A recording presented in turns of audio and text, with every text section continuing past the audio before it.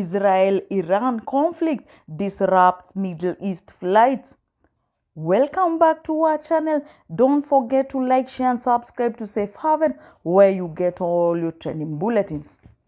On Monday, Qatar briefly closed its airspace before Iran fired missiles at a U.S. military base in the country in what is said was retaliation for America's strike against its nuclear sites over the weekend. Air India said it was stopping all operations to the Middle East and flights to North America, East Coast and Europe. Japan Airlines announced the cancellation of flights from Tokyo to Doha. In recent years, Gulf region has become one of the busiest flight hubs. The airport in Dubai and Doha, nearly 400,000 travelers pass through on a daily basis. Another 80,000 passengers travel through the UAE's other air hub, Abu Dhabi, every day. For many, these airports are a stopover point for long-haul flights between Europe and Asia or Australia.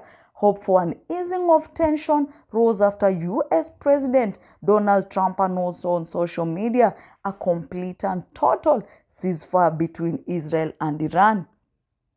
Israel agreed to the proposal, but on Tuesday accused Iran of attacking it in violation of the ceasefire.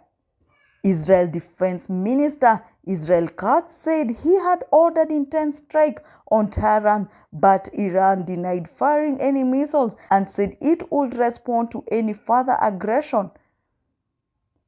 Rob Little, a member of BBC staff who was stranded in Doha en route to Dhaka in Bangladesh, said last on Monday that hundreds of stranded passengers were trying to get food or bedding in the airport lounge while they waited to hear when flight would resume. There was fear when the missiles were reported to be coming in, he said, but following that, the atmosphere had been calm. Aviation consultant Tim Atkinson said situations like this cause erroneous disruption not just to flight. He said there is a fundamental interconnected nature of air travel. So when disruption begins, it spreads almost like wildfire.